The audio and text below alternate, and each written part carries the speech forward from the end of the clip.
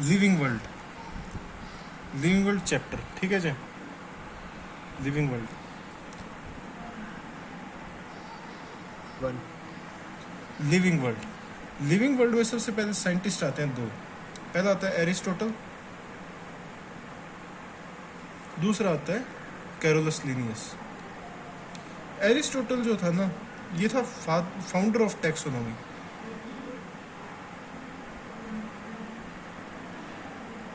और जो Carolus Linnaeus था वो था फादर ऑफ टैक्सोनॉमी। फाउंडर और फादर में ये फर्क है, फाउंडर वो होता है जिसने स्टार्ट करा है उस ब्रांच को, ठीक है, लेकिन फादर वो होता है जिसने पूरी स्टडी करी है उसकी अच्छे से। समझ आ रही है जय? बताइए। फाउंडर ऑफ टैक्सोनॉमी, और ये था फादर। फाउंडर वो होता है जो जिसने ब्रांच को स्टार्ट किया है, और फादर वो है जिसने ब्रांच को आगे स्टडी करा है। जो एरिस्टोटल था ना वो था पुराना आदमी, तो एरिस्टोटल की सारी स्टडी किस में थी? ग्रीक लैंग्वेज में थी। लेकिन Carolus Linnaeus, L for Linnaeus, L for Latin, Carolus Linnaeus की जो थी वो स्टडी की लैंग्वेज को क्या थी? लैटिन थी। उसने लैटिन क्यों लीजिए? लैटिन इसलिए ली क्योंकि लैटिन एक डेड लैंग्वेज है। क्या है? डेड लैंग्वेज है, इसके अंदर कोई छेड़छाड़ नहीं हो सकती, इसलिए लैटिन लैंग्वेज ली उसने, ठीक है। तू बोल सकता है चाहे तो बोलने को, ठीक है। अब इन दोनों में फर्क क्या था? इसने दिया था कैरेक्टराइजेशन, आइडेंटिफिकेशन, क्लासिफिकेशन, नोमेनक्लेचर। और इन चारों चीज़ों में किसको जोड़ देंगे? अपने इवोल्यूशनरी रिलेशनशिप को जोड़ देंगे, तब बन जाएगा सिस्टमैटिक्स। जो टर्म किसने दी थी सिस्टमैटिक वाली? लीनियस ने दी थी, कैरोलस लीनियस ने। और इन तीनों को, चारों को क्या बोलते हैं? टैक्सोनॉमी। समझ आई जाए या नहीं आएगी? दोबारा बताऊं? टैक्सोनॉमी। यहाँ तक ये शब्द कंप्लीट हो गए, ठीक है। ये एक था ओवरव्यू ऊपर का, स्टार्टिंग का। अब बात करेंगे कैरोलस लीनियस की। कैरोलस लीनियस थोड़ा सा जो अजीब आदमी था, ठीक है। ये इलू इलू करता था। क्या करता था? इलू इलू करता था। इस इलू इलू से आई का वर्ड है italics. L stand for Latin and you stand for underline, ठीक है। अब इटैलिक्स, जब भी किसी का नाम अपने लिखेंगे ना कंप्यूटर में, तो अपन इटैलिक्स में लिखेंगे। इटैलिक्स वो टेढ़ी वाली होती है ना जो, उसमें इटैलिक्स में क्यों लिखेंगे? ताकि उसका ओरिजिन लैटिन दिखा पाए अपने उस नाम का। और अगर अपने हैंड रिटन लिखेंगे, जैसे मैंजीफेरा इंडिका, तो अपन इसको अंडरलाइन करेंगे अलग अलग। अंडरलाइन क्यों करेंगे अलग अलग? ताकि इसका भी लैटिन ओरिजिन दिख पाए, इसलिए। इतनी समझ आ गई? ये काम था इसका। और इस जो नामकरण है, ये ऐसे नामकरण को, इस नामकरण को बोलते हैं बाइनोमियल नोमेनक्लेचर। इसको दो चीज़ों से बड़ा प्यार था, तो इसलिए इसको बोला बाइनोमियल नोमेनक्लेचर। अब देख, बात आई बाइनोमियल नोमेनक्लेचर की। हाँ, बाइनोमियल नोमेनक्लेचर की।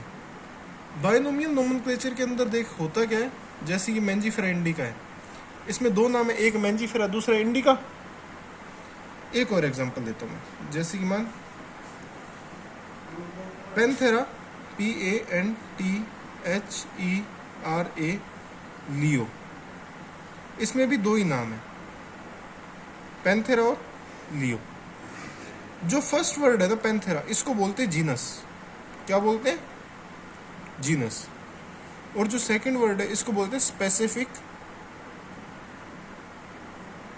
एपिथेट।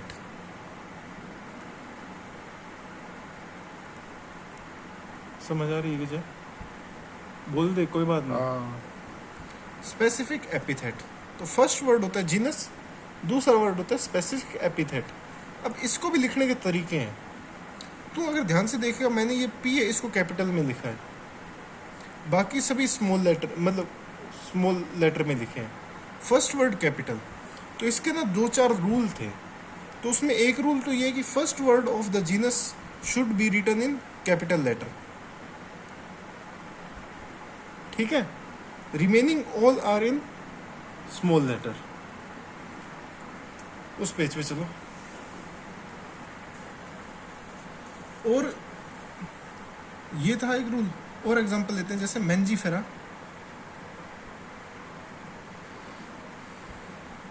इंडिका। अगर मैं इसको हैंड रिटन करूंगा तो मेरे को अंडरलाइन करना है सेपरेटली। कैपिटल लेटर लिखा है, पहला वर्ड जीनस को रिप्रेजेंट करता है, दूसरा वर्ड स्पीसीज को या स्पेसिफिक एपिथेट को। फर्स्ट वर्ड कैपिटल लिखा है मैंने। अब इसके आगे जो साइंटिस्ट है ना, उसका भी नाम लिखा जा सकता है। जैसे एनसीईआरटी के पेज पे लिखा भी गया है, एनसीईआरटी के पेज पे लिखा भी गया है, मेंजीफेरा इंडिका ऐसे करके लिखा गया है, लिन, ये ऐसे करके। ये ऐसे जो अपन लिखते हैं ना, इसको बोलते हैं एब्रीवेटेड फॉर्म।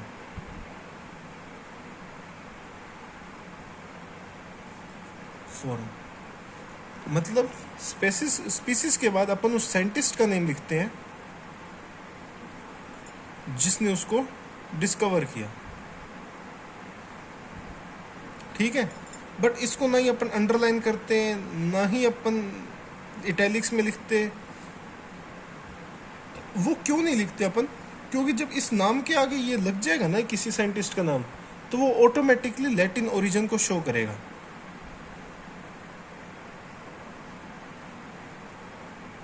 ठीक है।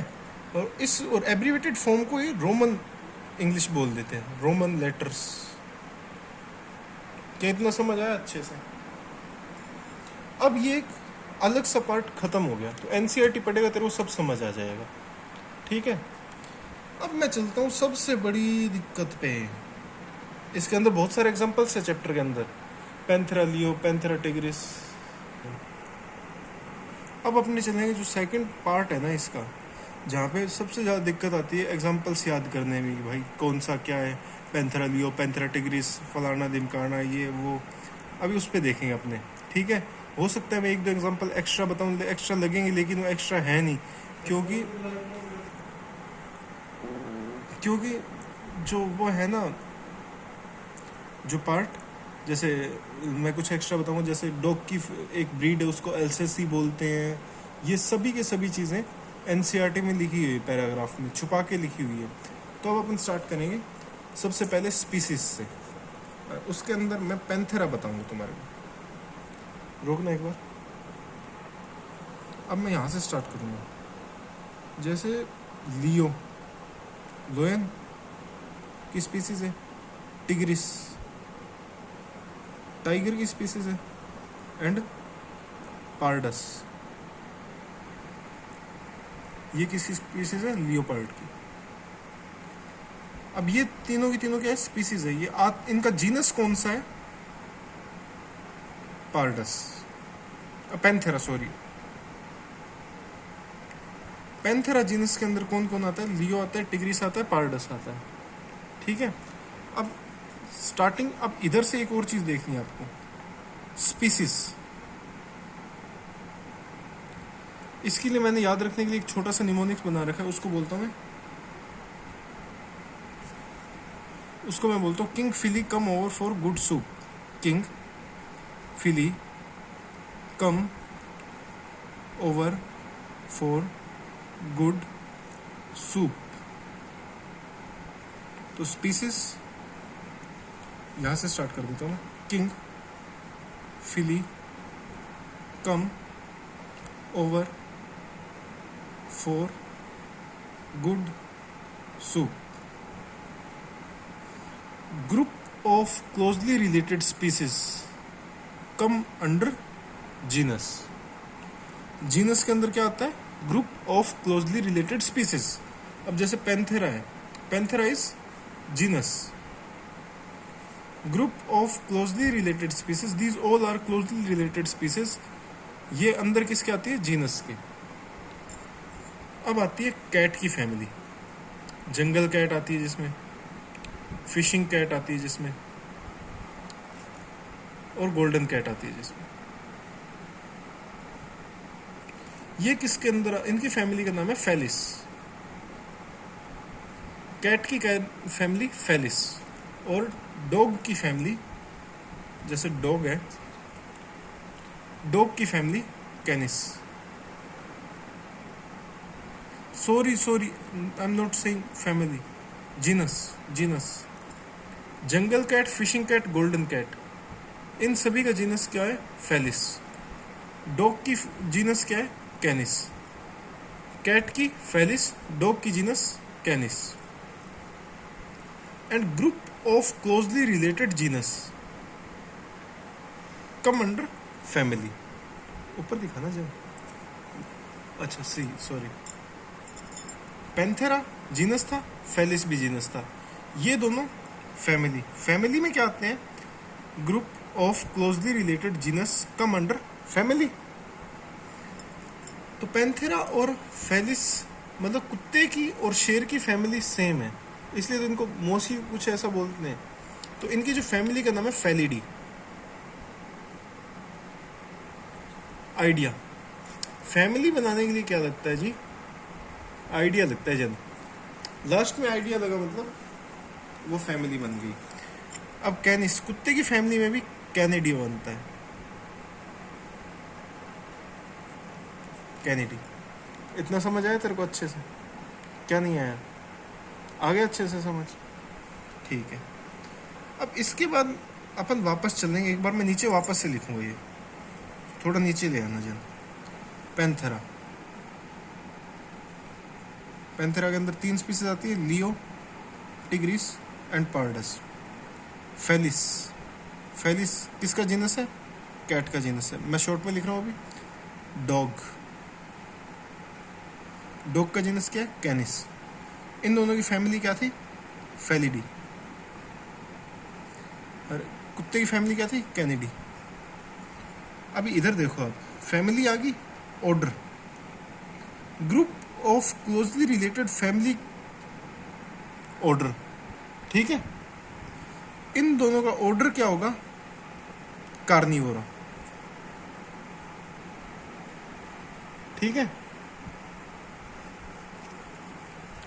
अब अपन अभी अपन इंसान है, इंसान को क्या बोलते हैं? Homo sapien, human. होमोसेपियन पता है जी तेरे को? ये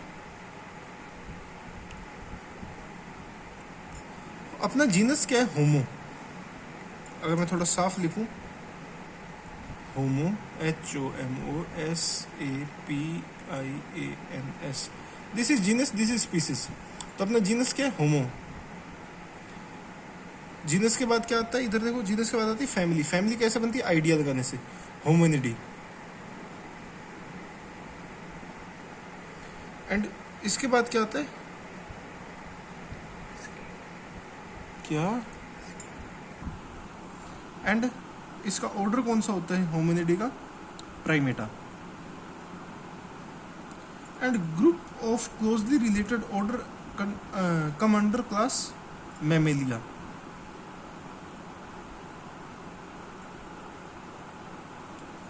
अब group of closely related phylum come over Chordata. क्या सही है जे? एंड किंगडम एनिमेलिया, क्योंकि एनिमल है सारे। बस आपको इतना समझ आ गया होगा, ठीक है। कुछ रिवाइज करवाऊं या हो गया? अभी अपन साथ में यहीं पे एग्जांपल देख लेते हैं।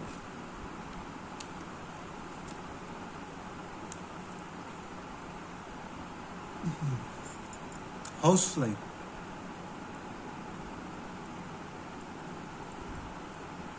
जिसका नाम है मस्का डोमेस्टिका।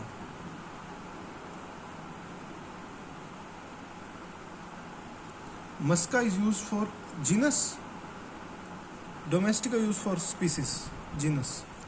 तो अब इसका जीनस क्या है हाउस फ्लाई का? मस्का। जीनस हो गया ये इसका। एंड जीनस के बाद क्या आती है? फैमिली। फैमिली कैसे बनती है? मस्किडी, आइडिया लगाने से। फैमिली के बाद क्या आता है? ऑर्डर। ये फैमिली बन गई। ऑर्डर जो है इसका वो है डिप्थेरा। ऑर्डर के बाद क्लास। क्लास मक्खी क्या है? मच्छर मक्खी क्या है? इंसेक्ट है, तो क्लास इंसेक्टा। क्लास के बाद फाइलम। फाइलम आप सभी को यहाँ पे लिखता हूँ, फाइलम। फाइलम आप सभी ने एनिमल टेक्सोनोमी में पढ़ लिया होगा, ठीक है। तो फाइलम हो सकता है आपको पता हो। फाइलम है इसका आर्थ्रोपोडा। जितने भी ये स्कॉर्पियन और ग्रासहोपर, कॉकरोच, ये सारे सारे किस फाइलम में आते हैं? आर्थ्रोपोडा में। तो इसका फाइलम पे पहुंच गया अपन, फाइलम आर्थ्रोपोडा। और किंगडम एनिमल है, ये भी एनिमेलिया। ये हो गया होगा। अभी बच गई दो चीज़ें। दो चीज़ें में एक है व्हीट और दूसरा है मैंगो। व्हीट और मैंगो। जीनस क्या? पोटैटो। हाँ, पोटैटो वाले भी कराऊंगा एक बार, वो जो उसमें दे रखे हैं वो करा दो। Genus, species, group of closely related species. Genus, group of closely related. Genus, family, group of closely related family is known as order. Group of closely related order is under class. Group of closely related class under phylum. Phylum word used for animal, but division word used for plants. And group of closely related plants is known division is known as kingdom. तो species अपन wheat लेंगे पहले। wheat का नाम है Triticum एस्टाइवम। तो genus क्या है इसका? ट्रिटिकम। फैमिली, व्हीट की फैमिली कैसी? Poales, Poaceae, POACEACE, Poaceae. Order कौन सा इसका? Poales, POALES। क्लास कौन सी इसकी? जो इसकी क्लास है वो है मोनोकोट। डिवीजन कौन सा इसका? एंजियोस्पर्म। और किंगडम प्लांटे। अब आएगी दूसरी फैमिली, मैंगो। मैंगो का मैंजीफेरा इंडिका। तो जीनस क्या है? मैंजीफेरा। अब फैमिली, मैंगो क्या है? फ्रूट है। तो मैंगो की फैमिली अनार के जैसी। अब यहीं पे सबसे ज़्यादा कंफ्यूजन आती है। मैंगो की फैमिली किसके जैसी? अनार के जैसी। तो फैमिली का नाम है अनारकेडेसी, ठीक है। ये ऐसे याद रख सकते हैं हम। ऑर्डर कौन सा इसका? सेपेंडल। क्लास कौन सी? Dicot. And division angiosperm, kingdom Plantae. ये हो गया बड़ा बड़ा। ये अब आपको याद करना है। जितनी बार लिख के याद करोगे उतनी बार याद हो जाएगा। अब अपन चलते हैं एक छोटे से और चीज पे।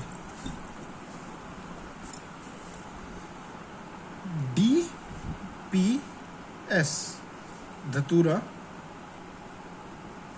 पिटूनिया, PETUNIA और सोलेनम। ये सारे के सारे किसके अंदर आते हैं? सोलेनेसी। ये क्या है? ये तो फैमिली है, ये जीनस है। और सोलेनम के अंदर भी क्या आता है? ब्रिंजल। ये स्पीसीज है कि group of closely related species is come under genus. और सोलेनम जीनस के अंदर आता है ब्रिंजल, पोटैटो एंड मकोई।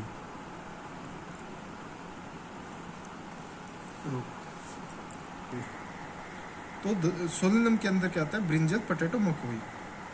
और ये स्पीसीज है। और एक आपने स्पीसीज सुनी होगी, स्वीट पोटैटो।